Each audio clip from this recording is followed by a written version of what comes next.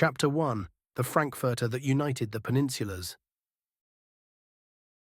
Doubling streetlight shadows wavered on the hood of her chestnut metallic 1975 Maverick and turned in pretzeling ribbons as the branches of spruce and pine fan-danced in the breeze for the arthritic light pole.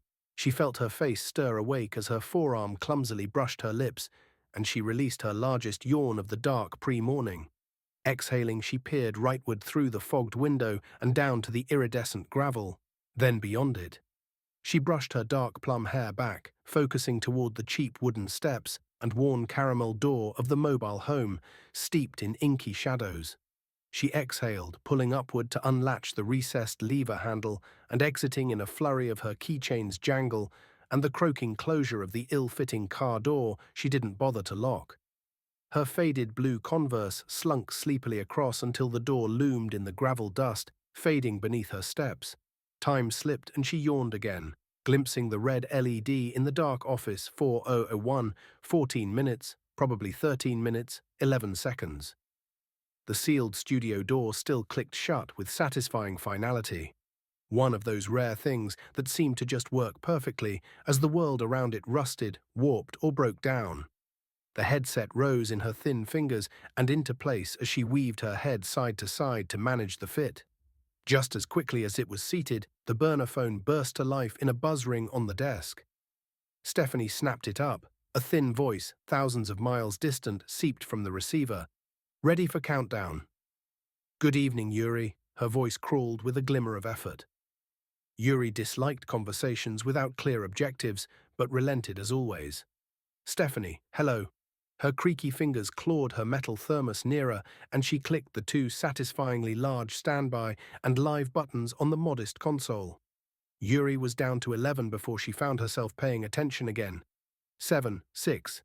Last sip of water, close the throat carefully. 4. Set the phone down. Press the standby. Release the standby. Her voice rolled out, cheerful and rhythmic, betraying both her dingy surroundings and her caffeine-propped exhaustion. From a yet-to-be-disclosed location in the Central Pacific, it's beyond the near horizon, featuring Colonel Stephen Prather. She added purposefully with two little paws, "Now here's your host, Colonel Stephen Prather." The distant horizon slipped away as the Great Pacific stretched beneath it, a swath of blue and silver in the darkness of early night. The journey had started in the quiet hollows of a forgotten American backroad, amid tangled mobile home wires and the comforting scratch of an old radio. But now it swept across the continent, across the miles of ever-reaching ocean, to a small corner of Earth that met the dawn before any other. Somewhere between the labyrinth of stars above and the endless undulations of ocean below, the Marisol 2 sat in the rocking sea and steady rain, most of her crew and cargo having disembarked to their new temporary home, Christmas Island. Kiritimati to the locals in the Central Pacific, time itself seemed to bow to the strangeness of the atolls and the humble expanse of the kingdom of Kiribati. The starling broadcast signal had winged from Stephanie's dark studio, relayed and bounced and ricocheted, traversing into the unknown and then converging with the island's small collection of aerials and patched-together electronics. Listeners heard a noise growing from minute to noticeable ocean's washing, muffled by a barrier of fortified tents. Inside the wall of the dimly lit catering tent, the canvas swelled like a slow bellows, stirred by a restless Pacific breeze. Colonel Stephen Prather sat poised, his prescriptive white dress shirt crisp beneath suspenders that made him seem like a cub reporter from a Howard Hawks film, his sleeves meticulously rolled to his elbows. His posture seemed a poor impersonation of a praying mantis, a body that was not as lean nor commanding as he imagined. His fingers steepled before him on the table, the gleam of his wedding band caught the faint glow of an overhead UCO candle lantern, casting its halo of pale yellow light over the assembled figures. Obscure and lacking detail on his life prior to 1972, Prather had somehow long straddled the line between visionary and charlatan with such conviction that even he seemed unsure which side he belonged to. Radio, the medium he embraced in 1975, seemed to have been the vessel waiting to transport him to his destination lifestyle. His voice, rich and commanding, was the thing most unlike him. It was a disguise, allowing him to explore the most absurd claims: alien pyramids, time loops over Michigan, or even an occasional self-righteous defense of his arsonist Aunt Adelia or his chronically absent second wife Marisol. Between these moments, his show was flooded with an endless array of product advertising pulled from the great grey gaps beneath proper civilization. But the interviews were the thing. From shape-shifting claims adjusters to cult-like child stars to Satan himself, he had filled the child and adulthoods of listeners of syndicated radio with a catalogue of the world that sat in the shadows just behind the one in view. To his followers, he was a sage, a man unafraid to challenge orthodoxy and the overreach of government. To skeptics, little more than a slick opportunist. His sources of income were mysterious, his exploits away from his 7 days-a-week program, reliant on his good faith recollections. Everything else in the world about Colonel Stephen Prather seemed to unfold in pockets of anecdote, slipping away during his interviews of others. Beyond the heavy canvas walls, the primal rhythms of the Pacific whispered and growled. Kiritimati Island, the world's largest atoll, lay cocooned in its own myth, cradled by the vast waters of the Central Pacific. Known to many as Christmas Island, it held the unique distinction of being the first populated location to greet the sun each day. Provided one overlooked the curious anomaly of the Tony Danza Raft City adrift at 2.79 degrees north, 156.39 degrees west. Tonight, the island's timeless sands bore witness to a convergence of the unlikely. As an oasis outcrop of rock, soil, foliage, insects, and fauna, it would have no way of knowing that the Apocalypse Roundtable, after 12 years, 11 months, and 20 days, was at last reassembled. Prather's voice carried through the space, warm yet sharp. "Thank you, Stephanie," he began, offering a wry smile as if acknowledging her all the way back in her remote Midwest studio. "A grateful welcome to our listeners on a very special evening. My friends, our feet are planted on the pristine white sands of the storied islands of the Kingdom of Kiribati, Kiritimati Island, known by some as Christmas Island, situated on the mysterious Kiritimati Atoll, the world's largest, if my notes are correct." His words seemed to magnify the island's allure, the murmur of distant waves lending gravitas to the occasion. He glanced around the round table, his guests a curious mix of solemnity and eccentricity. To his left, Enoch Price adjusted his three-piece suit, the tailored fabric impeccable despite the balmy humidity of the evening. The author's porcelain, feminine features seemed carved from a bygone era, his every movement deliberate, as if plucked from a daguerreotype. Prather continued, leaning forward as if sharing a grand secret. "Folks, this kingdom's protrusion from the depths of the vast waters of the Pacific has the distinction of being the first populated location on planet Earth to experience each day. If you exclude Tony Danza's floating monstrosity a few clicks from here. Kiritimati Island includes today, I am happy to say, the intrepid crew and cargo of the Marisol too. Marisol herself planned to make the trip, but is catering strawberry buckets and assisting with on-stage performer cramp triage at Tucson Beef Fest. Across from Enoch and craned like a desk lamp in a listening pose she could maintain for hours was Linda Prince Pine. Her features were sharp, and her dark brown eyes could seem inky at times in low light. The efficient Rue McClanahan frizzy perm sat atop her cyan pantsuit like the cap on a well-designed bottle of engine additive. "It's an amazing floor show if you haven't seen it," he added, his tone matter-of-fact. "They've been opening Jan 1 down there for about a decade now, and it's only a sponsor or two away from joining the stratosphere with Dick Clark's New Year's Rockin' Eve and the Edgar Rice Burroughs Parade of the Infirm up in Tacoma." Enoch loosened his tie slightly, pursing his lips, as Prather continued, "We are all here, at 11:15 p.m. local time, protected from the elements and insulated somewhat from the sounds of waves by our fortified catering tents. We have a grand little round table assembled." He turned to his left, gesturing with practiced flair. "I'll start with the man to my immediate left, author and frequent guest host Enoch Price." Pastor Tamor Fawnferrier, seated to the left of Enoch, shocked himself awake.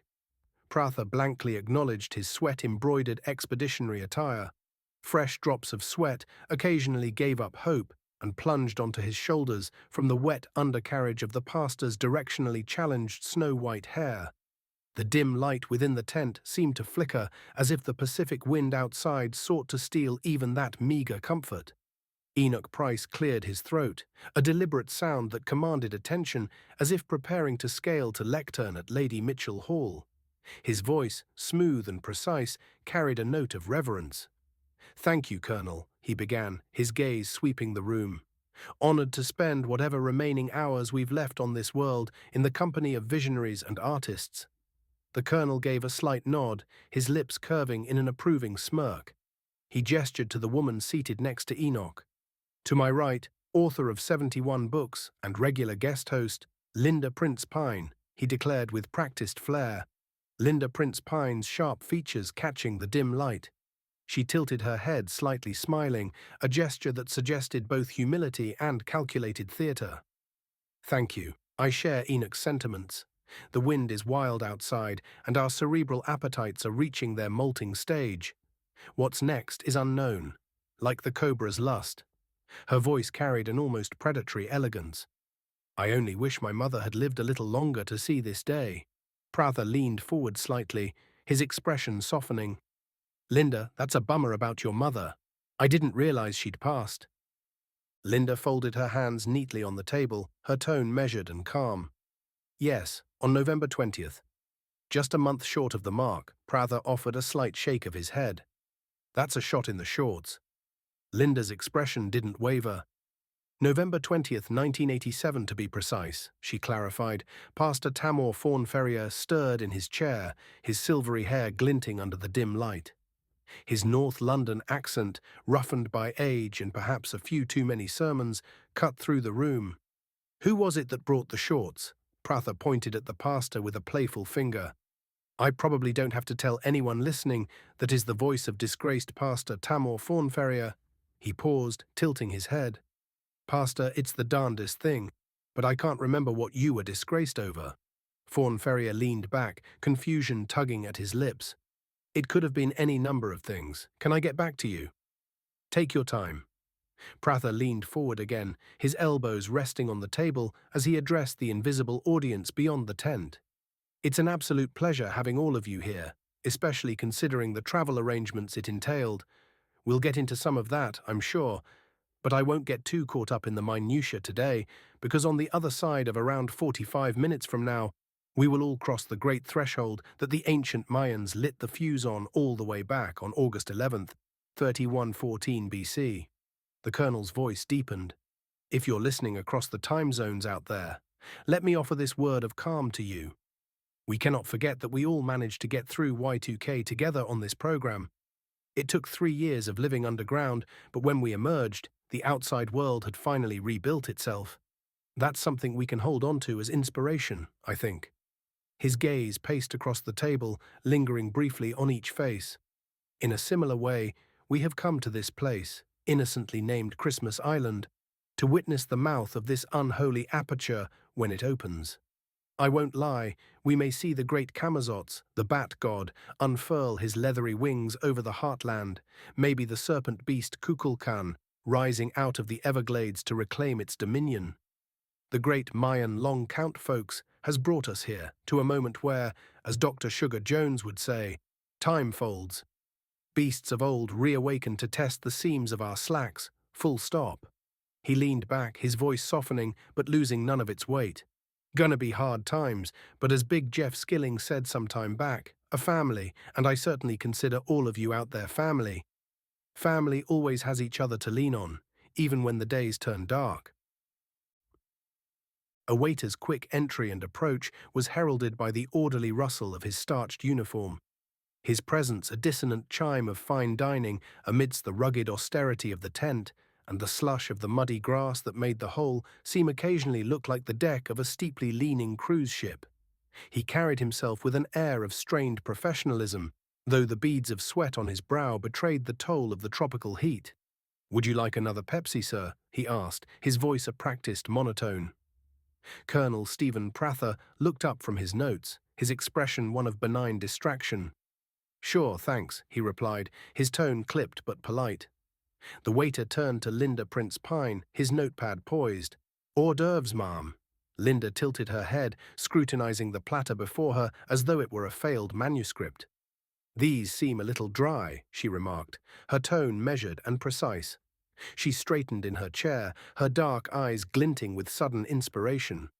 Can I have a fresh foie gras en brioche with truffle honey served with Ocetra caviar? I also need a chilled Chateau d'Yquem, 1977 if you have it available. The waiter's expression barely flickered as he jotted down the elaborate order. Of course, ma'am, he said with a deferential nod before retreating into the shadows. Prather waited until the waiter was out of earshot before leaning forward, his fingers laced together.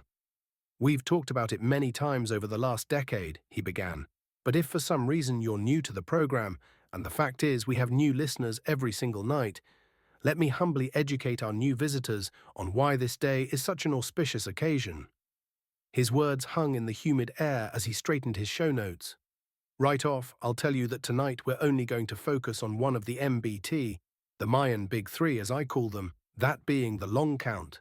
Linda Prince Pine, he said, turning to her with an almost conspiratorial eyebrow. You worked on a pop-up opera with the late David Niven based loosely on this, did you not? Linda sat straighter, smoothing the sleeve of her cayenne pantsuit with a deliberate motion. I did not. Thank you, Stephen. Her voice carried a slight edge, a mixture of amusement and exasperation. For those who may not know, the Tzolk'in is a 260-day cycle divided into 20 periods of 13 days each. As we discussed last March, there is clear evidence that segments of the food industry have been using the Tzolk'in for decades. This is one of the principal reasons the counts don't match up between hot dogs and hot dog bun packages. Prather started to gush over his favorite hot dog, brand Mackinac Crown sausages, advertised as the Frankfurter that united the Peninsulas. But Linda was not finished. As a further point of reference, she continued, I used the sacred round for my morning whole wheat intake and sprinkler programming back in the late 1990s when I was still trying to dismount the old Seconal Librium show pony I was riding in those days.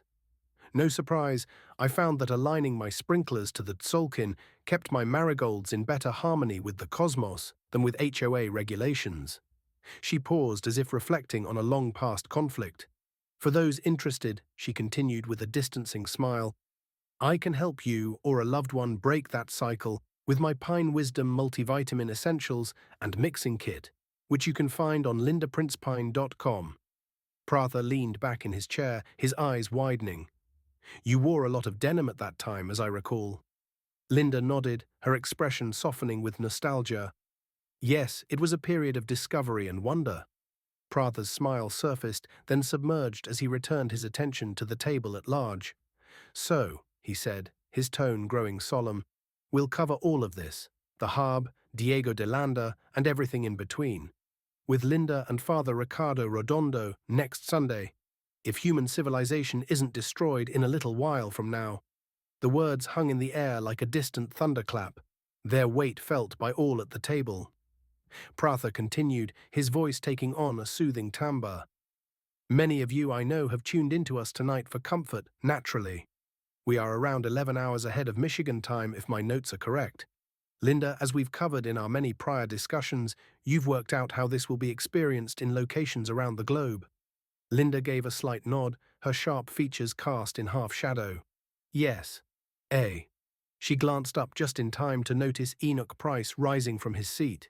She froze like an unwound automaton, far beyond the humid nylon capsule and the distant crash of waves. The unknown legions of listeners, concentrated largely in the United States and Canada, hung on the pause. These were silences they had become used to over the 37 years of the program's existence. Where are you headed, Enoch? Prather asked, his tone casual but curious. Enoch adjusted his lapels with a touch of theatrical annoyance, his expression as taut as his clipped reply. If you must know, Colonel, I'm bound for the rancid container that passes for the little boy's room on this godforsaken island. Linda Prince Pine reached into the pocket of her cyan pantsuit with a measured deliberation, producing a small gold coin-shaped amulet strung on an equally cheap gold-plated chain. Take this, she said, holding it out to him with a solemn expression. Enoch paused, his thin fingers plucking the amulet from her grasp. He held it up to the dim light, studying the engraved face with determined detachment. Intriguing piece. Is that Lyle Lovett? Linda nodded gravely.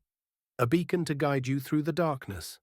From across the table, Pastor Tamor Fawn Ferrier shifted uncomfortably, his voice cutting through the air like a foghorn of confession. I once openly displayed an explicit pewter rendering of the well-endowed Napoleon Bonaparte. Prather blinked as if his eyes had just been dilated. Come again? The pastor folded his hands, his weathered face betraying a gap-riddled memory. And I was a little handsy with the parish secretary. Prather was the only one in the tent, on the island and in fact on the planet, that understood that Fawn Ferrier had finally remembered the nature of his unceremonious defrocking and was now offering up details.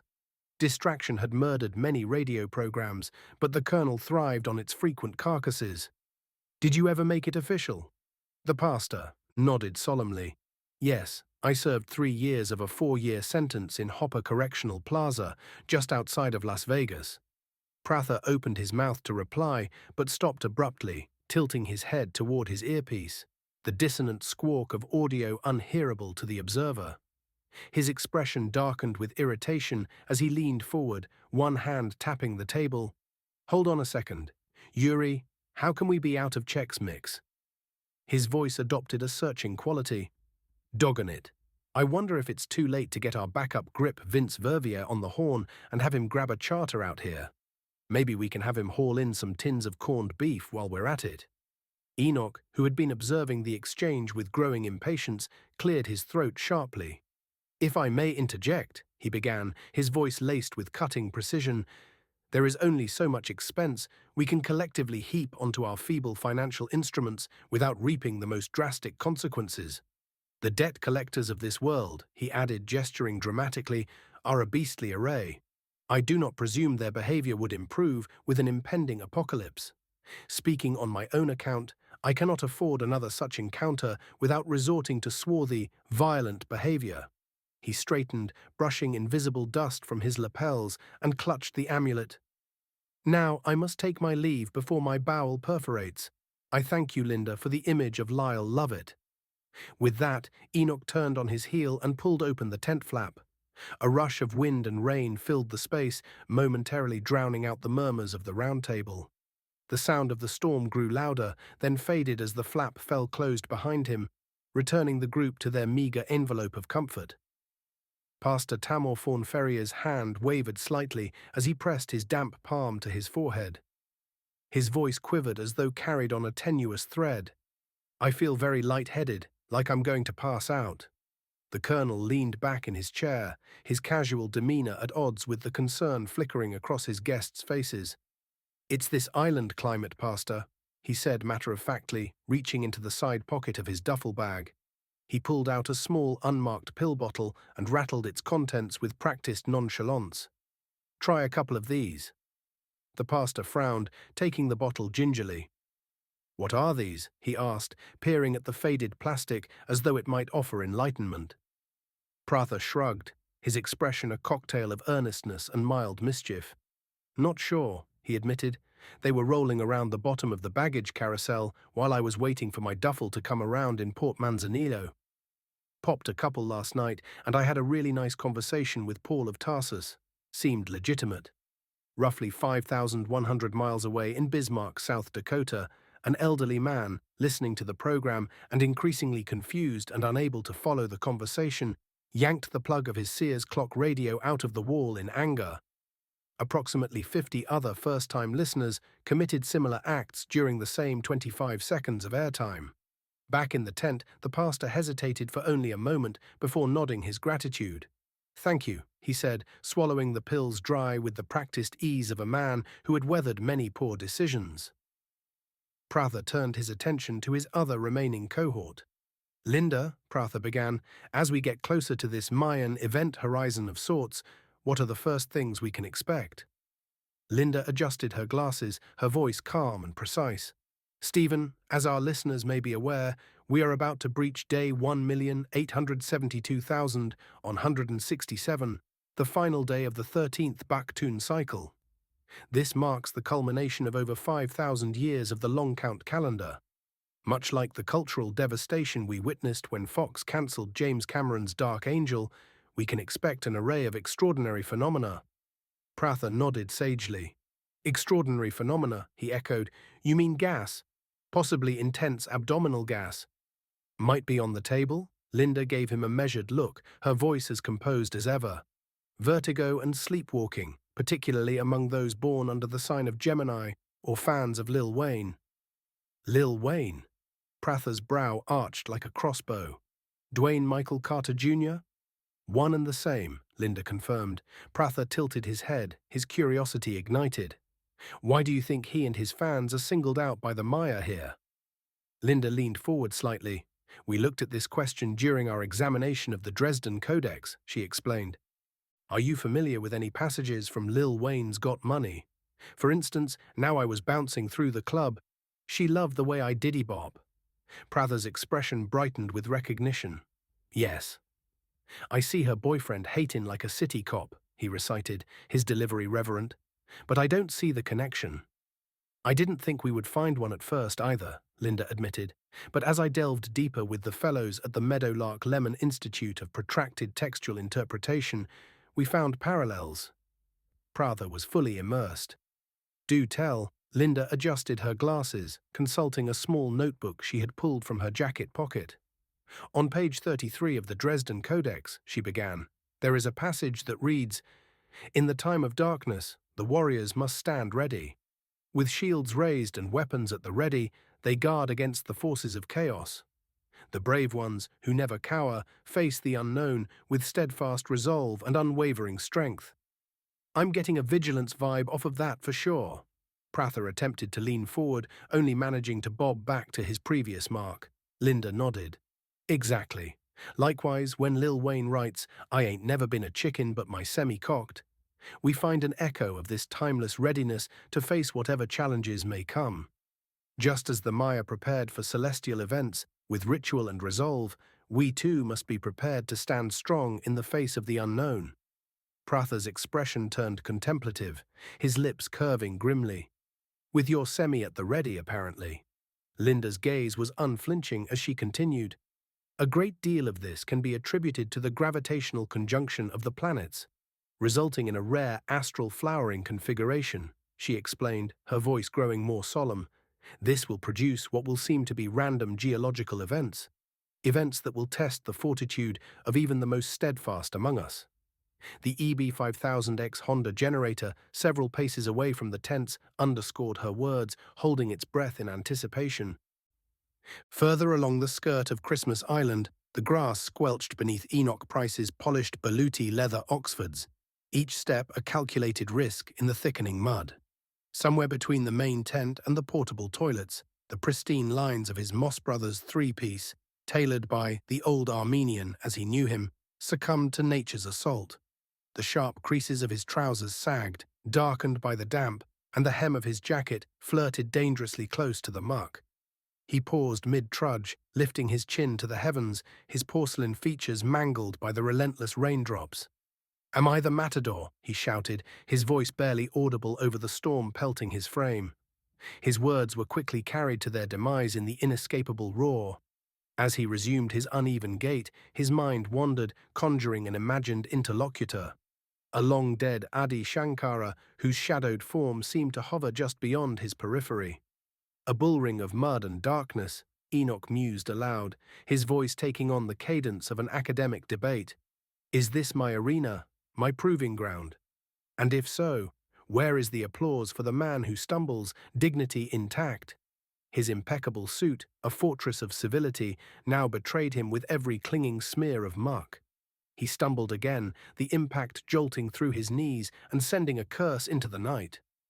Shankara, silent and unimpressed, remained aloof in the theatre of his mind. Speak, coward, Enoch hissed at the shadowy figure, his words sharpened by frustration. Tell me, does this descent into filth serve some higher purpose, or am I merely a fool in closely labored fabric, destined to ruin? The portable toilets loomed ahead like squat, fluorescent-lit sentinels. Their garish outlines insulted his senses. He straightened his shoulders, despite the grime weighing him down, his chin rising in defiance. Without elation, without sorrow, he muttered through gritted teeth, I shall meet my fate with a clean conscience. Alone now, Enoch Price reached for the latch, ready to confront necessity. So it all gives the impression of a definite, clear sequence. Prather's voice seemed to single-handedly maintain the urgency of tone, even as a pristine line of drool descended from Fawn Ferrier's gaping mouth. Linda Prince Pine adjusted her glasses. Only if you consider that impression to be a complete lack of a clear sequence, she said evenly, her words measured. The difference is that all of these happenings are impregnated by currents of shibalba. Shibalba, Prather interjected, referring to tight male undergarments. Linda's lips tightened. Or more commonly, shibalba. The Mayan underworld, she corrected, her voice laced with academic precision. We're talking about limitless torrents of treacherous evil, the type surrounding the Popol Vuh in the Quiche Maya creation myth. The effects will seem unreal. The sudden on-stage stalling of ska revival bands during their performances, children and adults alike spot morphing into gelatinous totems of themselves. She paused, her gaze darkening. Sorry to say, thousands may die, even as more dire volcanic and atmospheric catastrophes unfold. Prather adjusted his chair slightly, his expression flickering between fascination and mild concern. I have a 7-inch of Our House from Madness on the turntable pretty often, he said. Can I expect trouble? Linda exhaled sharply, her reply tinged with the faintest hint of amusement. Our House was considered a departure for Madness and even a sellout by some purist ska fans. Many critics felt it was too mainstream when compared to albums like One Step Beyond. She crossed her arms, leaning back slightly. My personal opinion is that it's adequately diluted, and you probably wouldn't observe any significant anomalies. Either way, I'd avoid playing it until we've got 2 or 3 months after the last aftershocks. Prather nodded. Solid advice, Linda, he said, his tone warm with gratitude. He held his right hand next to the microphone that connected them to the unseen audience, extending his first 2 fingers like a deity. If you're just tuning in, our Apocalypse Roundtable discusses what to expect as we approach the end of the 13th Bakhtun cycle. Enoch Price returns from the bathroom, birthdays, and will take some of your calls. All that and more coming up next from Christmas Island. Do come back. Stephanie switched off the monitor. She'd made a habit of listening to the first break, then leaving. There was no practical reason for this, and in the 37 years she'd worked with the Colonel, she had never been called on to do anything but announce the show, manage syndication calls, and perform show backups on the ancient Ampex 350 reel-to-reel unit. It would be over 3 hours before the sun came up, and it reminded her a great deal of the winter of 1974, where she'd found herself knee-deep in spools of magnetic tape, huddled in the chill of a basement studio in Lansing. That unmemorable windowless room served as the nerve center for The Glittering Gourd, a syndicated afternoon program showcasing crafting obsessions in the Great Lakes and Upper Midwest. These were highly variable, ranging from driftwood protest furniture to the difficult-to-forget rugfurters, woven rugs with sausages woven in cocoons lining their fringe that could be relied upon in hard times, presuming one avoided stepping on them. For Stephanie, it was an unglamorous gig. Running tape backups, filing listener letters, and occasionally wrangling the temperamental coffee machine. But it was a foot in the door to the world of broadcasting. Her father was confused by the work, but her mother understood that women did not have the same means as men of pursuing a career covering politics or world events. Glittering Gourd, host Richard Dick Arndt, was a local radio hobbyist who had managed to syndicate his show to a modest network of independent stations. His content had attracted a loyal, if limited, audience. Only 3 weeks had passed in the job before she heard Arndt ranting over his arch-nemesis in the world of syndicated oddity, someone named Colonel Stephen Prather. The rival program, Beyond the Near Horizon, broadcast from often undisclosed locations in the UP, hijacking frequencies or surgically bribing to piggyback on larger transmission towers. The Colonel's subject matter often aided in delay from local and federal authorities, as many didn't buy, that someone was broadcasting the often fringe paranormal topics mentioned in complaints. Stephanie had never paid much attention to Prather's show, dismissing it as hokey science fiction nonsense, but Arndt's contempt was open and acrid. He despised his opponent's delusions of grandeur, mocking his phony rank, and ridiculing the low production values of Beyond the Near Horizon. According to Arndt, Prather's program wasn't just silly, it was a stain on American culture, something he felt himself a pure preserver of. It was hours after one of these tirades that Stephanie first encountered Prather in person. The Colonel had come to Lansing on a shoestring tour to promote his interview of Bigfoot's niece, hoping to expand his struggling syndication network officially and at long last, mostly legally. Stephanie had been sent to WKPE The Pike to deliver some reels when she spotted him in the lobby, unmistakable in his crisp white dress shirt, suspenders, and that ever-present air of theatricality. He stood at the receptionist's desk, flipping through a worn leather-bound folder and gesturing grandly as he attempted to pitch his program to the station manager. From across the room, Stephanie observed the exchange. Prather was an odd figure, to be sure, but there was something disarming about his manner. He carried himself with an almost childlike earnestness, speaking with an exuberance that seemed immune to the manager's growing impatience. When the manager finally waved him off, muttering something about broadcasting for adults and not children and loonies, Prather gathered his things with a peculiar dignity, as though he hadn't just been dismissed. Their eyes met briefly, and he tipped an imaginary hat in her direction before exiting the building. A few weeks later, Stephanie's impression of Prather shifted. Arndt, suffering from a painful pelvic rash and emboldened by Prather's apparent failure to secure new syndication deals, launched into an on-air diatribe against his rival. Mean-spirited even by Arndt's standards, he indiscriminately sprayed personal jabs and outright fabrications about Prather's character, including his involvement in Watergate.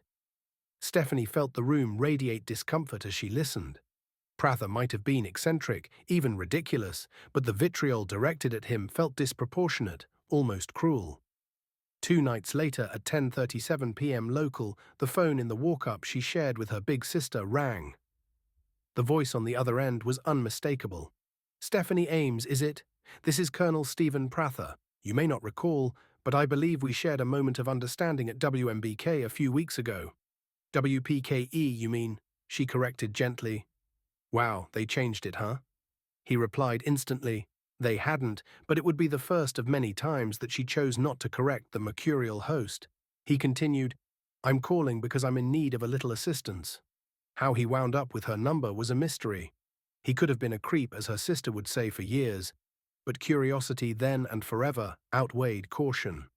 Prather explained that his program was in dire straits. Equipment failures, dwindling advertisers, and someone with Sacramento disappointed with his treatment of the Headerville sewer walker legend were making the show almost unproducible. He needed someone reliable to do at least 11 jobs by her count: announcer, producer, archivist, assistant, and many more that dropped out of her head when she tried to commit them to memory. "Do you eat food?" he asked her unironically. "I do," she answered quietly. Prather offered to pay her in food and maybe even some gas if he could afford. It was weird, the hours were odd, and it wasn't a good deal. He paused and then laid down his closer. "Have you heard of the Thumb Man of Western Maine?" "No." Her answer was again plain, but non-judgmental. "Neither have Freak and I, but wouldn't you like to find out?" Even over the phone, she felt she could see him nodding his head. Yes, Stephanie Ames had no interest in knowing anything about the Thumb Man of Western Maine. She wouldn't starve, so perhaps the offer wasn't that poor after all, although she did not lack for food where she was. Nonetheless, she found herself agreeing to help. It wasn't the ludicrous content that swayed her, but the sense that Prather, for all his eccentricities, deserved a fair shot. Over the years, that decision became a strange kind of loyalty. Prather was maddeningly naive, often infuriatingly obtuse, but he was also capable of moments of unexpected kindness and humility. He never forgot her birthday, always addressed her with formal respect, and once drove 3 hours out of his way to replace a broken headset she'd been using. The pay was sporadic and rarely sufficient, but Stephanie stayed. She stayed through the lean years, through the bizarre guest segments and technical failures, through the periods when even she began to doubt the value of the program. She stayed because, in some inexplicable way, Beyond the Near Horizon had become more than a show. It was a small, chaotic world of its own, one that she'd helped build from the ground up. If nothing else, it was her home.